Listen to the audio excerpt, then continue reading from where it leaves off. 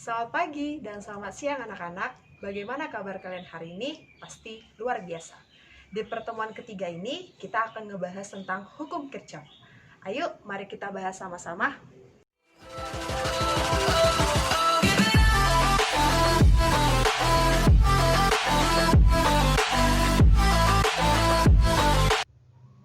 Hukum pertama Kirchhoff berbunyi jumlah arus yang masuk akan sama dengan jumlah arus yang keluar.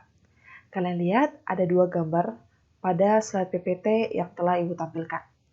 Ini gambar yang pertama, I1 sebagai arus yang masuk, sedangkan I2 dan I3 adalah sebagai arus yang keluar.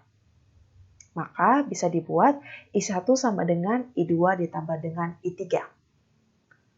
Kemudian, pada gambar yang di sebelah kanan, bisa kalian lihat I1 dan I2 adalah sebagai arus yang masuk. Sedangkan I3, I4, dan I5 adalah sebagai arus yang keluar. Maka bisa dibuat I1 tambah I2 akan sama dengan I3 tambah I4 tambah I5. Setelah kalian tahu tentang hukum pertama Kirchhoff, kita masuk ke bagian yang kedua, yaitu hukum kedua Kirchhoff. Untuk hukum kedua Kirchhoff ada dua bagian. Yang bagian pertama yang Ibu jelaskan adalah hukum dua Kirchhoff pada satu loop. Jumlah GGL dalam rangkaian tertutup akan sama dengan jumlah aljabar dari hasil hambatan dengan kuat arusnya. Maka dapat dirumuskan sigma E tambah sigma I kali R akan sama dengan 0. Aturan-aturan pada hukum dua Kirchhoff pada satu loop nanti akan Ibu terangkan pada contoh soal ya. Kita masuk ke contoh soal. Ini ada rangkaian, kemudian yang ditanya adalah tentukanlah kuat arusnya dan tegangan pada titik AB, BC, CD, dan DA-nya. Berarti pertama kita cari dulu kuat arusnya biar dapat tegangannya. Oke, ini hukum Kirchhoff yang kedua pada satu loop. Berarti ikuti aturannya, maka kita buat dulu arah arusnya searah jarum jam, berarti seperti ini. Berarti nanti aliran arusnya akan mengalir dari A ke B, B ke C, C ke D, dan kembali lagi D ke A. Kita buat ya. Berarti dari rumusnya kita pakai yang sigma E tambah sigma I kali R sama dengan 0. Berarti kita cari dulu sigma E atau jumlah tegangannya. Pertama, dari A ke B ada 4. Lihat, kena ke kaki yang negatif atau kaki yang kecil. Berarti 4 ini akan bernilai negatif 4. Berarti kita buat di sini negatif 4. B ke C ada tegangan? Tidak ada. C ke D ada tegangan? Ada. Kena ke kaki yang panjang berarti yang positif. Berarti di sini jadinya tambah 2. Kemudian kita ke D ke A ada tegangan? Ada. Berapa besarnya? Minus 4 karena kena ke kaki yang negatif. Berarti minus 4. Selesai sigma E atau jumlah tegangannya. Kemudian kita tambahkan dengan I kali. Karena ini rangkaian seri, berarti kita jumlahkan ke R-nya. Berarti di sini ada 15 tambah 5 dan tambah 10. Kita buat ya. 15 tambah 5 tambah 10 sama dengan 0. Kita selesaikan dulu di sini. Minus 4 tambah 2, min 4 berarti di sini min 6. Tambah di sini jadinya 30. I kali 30 sama dengan 0. Berarti jadinya I kali 30 karena pindah jadi bertanda positif. Berarti 6. Maka I-nya sama dengan 1/5 ampere. Itu untuk bagian A. Kita masuk ke bagian B. Kita mencari tegangan pada tiap titik. Berarti kita lihat A ke B. Titik A dan B. Mencari tegangannya. Kalau ada tegangan dan ada hambatannya, berarti mencari tegangan pada titik tersebut masih kita pakai rumus yang tadi. Berarti untuk bagian B, mencari VAB adalah sigma E tambah sigma I kali R. Kita lihat ya. Di AB 4-nya bertanda apa tadi? Minus. Berarti sigma E-nya adalah minus 4 tambah I-nya berapa kita dapat? Iya. 1/5 dikali dengan R-nya berapa di titik AB? 15. 15 bagi 5 3 min 4 tambah 3 min 1 volt. Dapat? Itu untuk VAB. Kita masuk ke VBC. Di VBC atau di titik B ke C hanya ada hambatan. Berarti kalau hanya ada hambatan, kita gunakan rumus hukum Ohm yang I dikali dengan R. I-nya berapa? 1/5. Berarti 1/5 dikali dengan R-nya 5. Maka besar VBC-nya adalah 1 volt. Saya itu untuk AB dan untuk BC. Kita cari ke titik C ke D. C ke D sama ya dengan A ke B. Berarti bisa kita buat di sini. VCD sama dengan sigma E tambah sigma I dikali dengan R. Oke, kita lihat untuk di C ke D-nya jumlah tegangannya adalah sebesar positif 2. Berarti kita buat 2 tambah I-nya berapa? 1/5 dikali R-nya berapa? 10. 10 bagi 5, 2. 2 tambah 2, 4.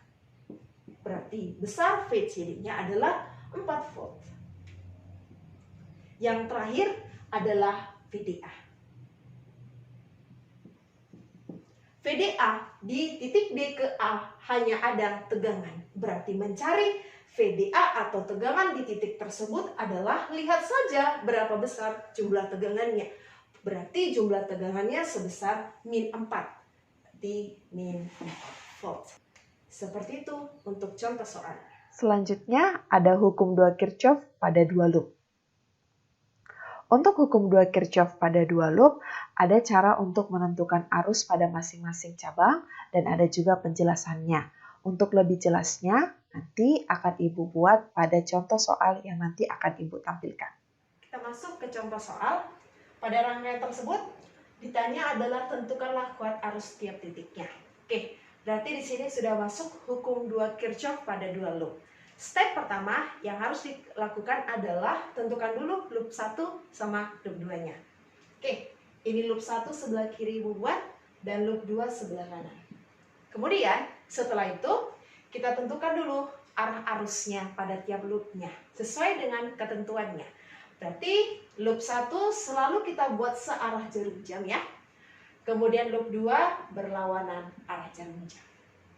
Step ketiga, tentukanlah letak I1, I2, dan I3-nya. Oke, kita buat di sini I1-nya. Kemudian di sini I2-nya sesuai dengan arah arus ya. Kemudian turun ke bawah, berarti di sini sebagai I3. Selesai step 1, step 2, dan step 3. Kemudian kita masuk ke rumusnya. Pertama, gunakan dulu rumus hukum pertama Kirchhoff. Jumlah arus yang masuk sama dengan jumlah arus yang keluar. Berarti yang mana yang masuk? Yang masuk kita buat I1. I2. Yang keluar siapa? I3. Kita buat ya. Berarti di sini I1 tambah I2 sama dengan I3. Kita simpan dulu. Setelah itu baru tiap loopnya kita kerjakan. Loop 1 dulu ya anakku, kita kerjakan. Masukkan rumusnya yang menyatakan bahwa sigma E tambah sigma I kali R sama dengan 0. Oke, untuk loop 1 siapa aja? Ada I1 dan ada I3. Ingat ya? Kalau nanti di loop kedua ada siapa? Ada I2 dan ada I3. Berarti I3 ada di loop 1 dan ada di loop 2. Setelah itu, I1 nanti milik siapa aja di hambatannya. Kalau untuk digambar, I1 milik 2 ohm. Nanti kalau ada di sini hambatan, ada di sini hambatan, itu juga milik si I1. Berarti nanti I1 atas, bawah, dan kiri. Bisa ya? Lanjut, I3 nanti hanya milik di tengahnya saja. Kemudian, I2 milik juga di atas, bawah, dan kanan. Nanti I2 hanya milik si I1. Oke, kita kerjakan. Sigma E berarti pada loop 1 kena ke kaki yang kecil atau kaki yang pendek, berarti negatif 6. Negatif 6 tambah I1 kali 2 ditambah I3 kali 2 sama dengan 0. Kemudian setelah itu kita buat 2I1 tambah 2I3 sama dengan 6. Boleh dikecilkan, Bu? Boleh. Berarti jadinya I1 tambah I3 sama dengan 3. Simpan sebagai persamaan 1. Lanjut, kita gunakan I2. Loop yang kedua. Kita masuk loop yang kedua, masih sama rumusnya. Sigma E tambah sigma I kali R sama dengan 0. Sigma E kena ke kaki kecil, berarti negatif 8. Tambah I2 kali 1. Tambah I3 kali 2 sama dengan 0. Selesaikan, berarti I2 tambah 2, I3 sama dengan 8. Tidak bisa dikecilkan ya, berarti ini kita jadikan persamaan 2. Oke, sekarang lihat, ini persamaan 1, persamaan 2 kita mau eliminasi. Tapi sebelumnya kita substitusi dulu, karena ini ada I3, ini I1 dan I2, gak ada bisa jumpa, berarti kita dari sini. Kita ubah. Terserah kalian, aku mau yang I1 kalian ubah atau I2 yang kalian ubah. Ibu dari I2-nya.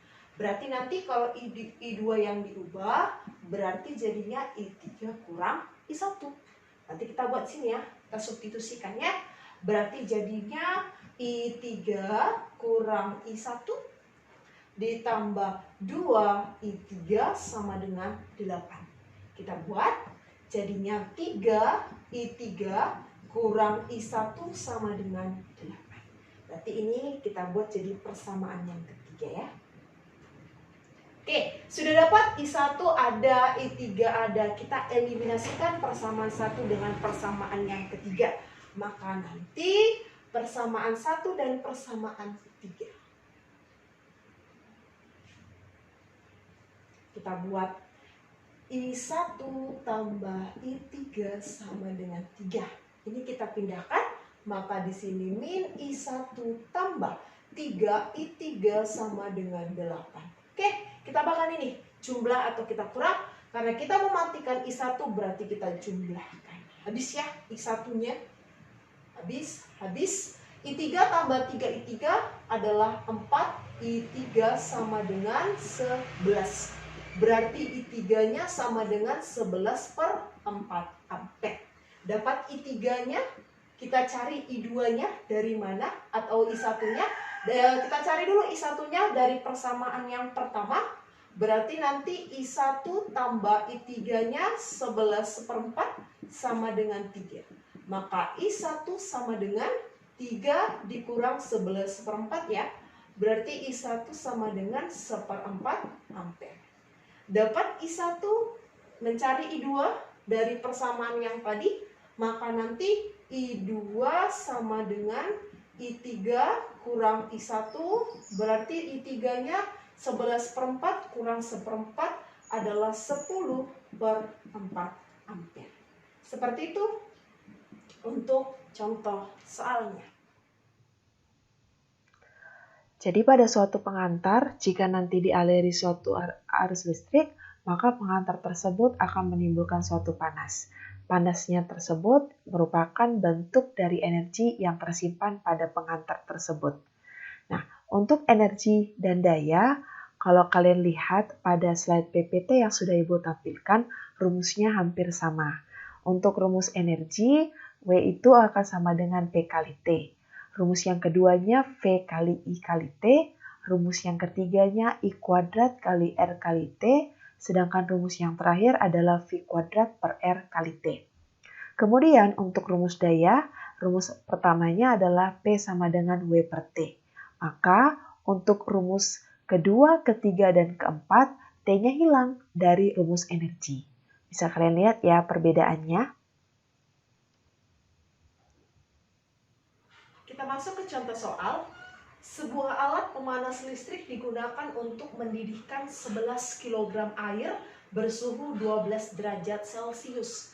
Jika hambatan pemanas 30 ohm dan tegangan alat 220, berapa lama air tersebut dipanaskan sampai mendidih dengan kalor jenis airnya 4200 joule per kilogram derajat Celcius.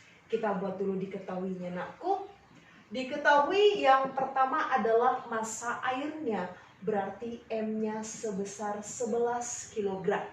Setelah itu bersuhu 12 derajat Celcius, ini suhu awal si airnya, 12 derajat Celcius. Karena katanya sampai mendidih, berarti suhu akhirnya akan sama dengan 100 derajat Celcius ya. Kemudian hambatan berarti R ya nakku, R sama dengan 30 ohm dan tegangan atau V-nya sebesar 220 volt. C airnya, kalor jenis airnya 4200. Oke, kita buat dulu yang ditanya adalah waktunya berapa lama. Berarti kita buat konsep dari energi listrik dengan konsep dari energi kalor. Berarti kita buat di sini W akan sama dengan Q. W-nya adalah energi listrik. Kita lihat soalnya ada V, ada R, dan ada T. Kita gunakan rumus yang mana? Rumus yang V kuadrat per R kali T. Sama dengan rumus dari kalor adalah M kali C kali delta T. Berarti kalau kalian nanti disuruh mencari T atau waktunya, maka nanti rumusnya menjadi M kali C kali delta T dikali dengan R per V kuadrat. Delta T berarti T2 kurang T1. Kita dapatkan dulu ya. Berarti nanti delta T-nya adalah sebesar 88 derajat Celcius. Kita buat, masukkan angkanya. Maka T sama dengan M-nya berapa? 11 dikali C-nya 4200 dikali delta T-nya 88 dikali R-nya 30 per V kuadrat 220 kali 220. Maka nanti T-nya di sini akan sama dengan 2520 sekund. Itulah besar waktu air tersebut mendidih. Seperti itu contoh soalnya. Setelah itu, kalian akan tahu bagaimana manfaat listrik dalam kehidupan. Ada 3 bidang aplikasi pemanfaatan listrik dalam kehidupan yang Ibu ambil. Yang pertama pada bidang industri, yaitu pada pabrik-pabrik. Kemudian yang kedua pada bidang kesehatan, yaitu dengan menggunakan alat-alat kesehatan, misalnya USG ataupun misalnya MRI.